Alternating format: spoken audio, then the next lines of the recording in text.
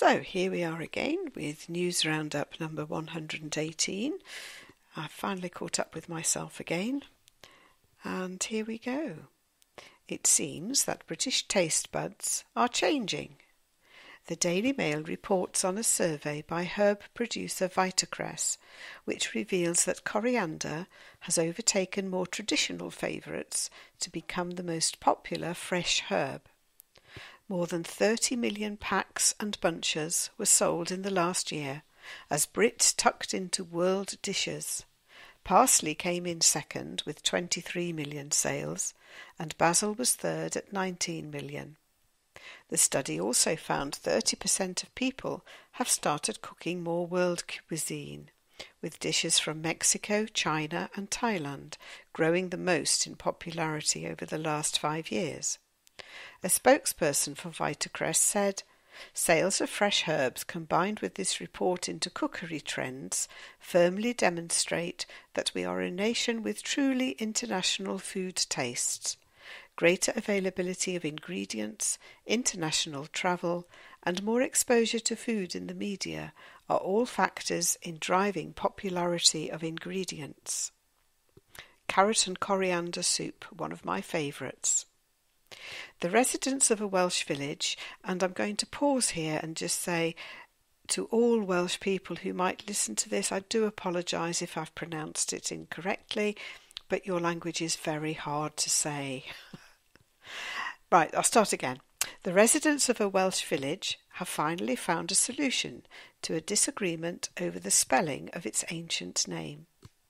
The dispute, says the Daily Express, was over whether the village should be called Llansanfred or Lansantfred. Things got so heated that road signs were defaced, with the pro-T group adding the letter to signs with paint or stickers, while the anti-Ts scrubbed it out. But leaders in the village have voted to add the T after a straw poll was carried out among villagers. Postmistress Sian Sanderson said, "It might seem laughable to people from outside, but it is deadly serious to us and has aroused a lot of emotions. The sides for and against have been defacing signs in the village, and people feel that has got to stop." I think it's quite funny, actually. A Daily Telegraph article revealed an interesting insight into life in the Queen's household. They say a visit to the website www.royal.gov.uk shows that Her Majesty is advertising for a cleaner on a part-time salary based on a rate of £15,912 a year. The job will keep you busy 4 hours a day, 5 days a week, including Sundays. I say get your duster out, ma'am. Whoops! The Daily Star highlights the misfortune of 34-year-old Jodie George from Overy, Somerset, who was set to race in the Challenge Weymouth Triathlon, which involves swimming 2.4 miles, cycling 112 miles, and running a marathon, an epic test which takes between 12 and 16 hours. Jodie spent months training to get himself in prime condition, but then overslept and missed the 6:30 a.m. start of the race.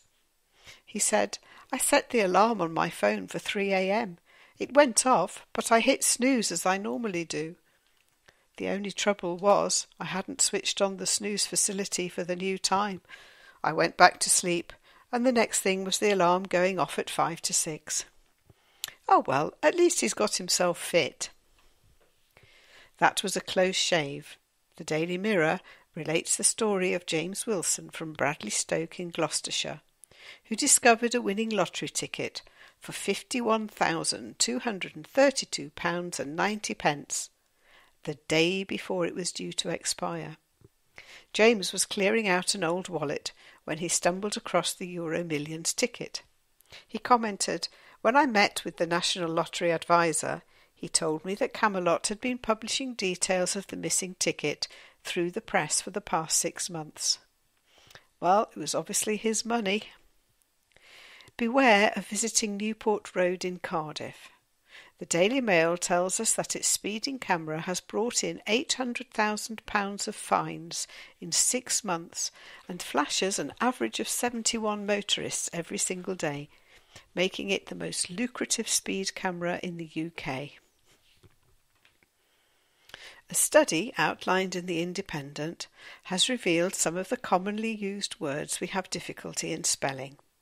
The study was commissioned by the television channel Nick Jr. UK to mark its new literacy-based show Wali Kazam, and found that 40% of people admitted that they rely on autocorrect technology to monitor their spelling. The list includes accommodate, questionnaire and rhythm, with conscience, occurrence, restaurant and guarantee also proving to be tricky. There you are. If ever there was a way to make yourself feel better about your written English, there's proof that even the English find it hard.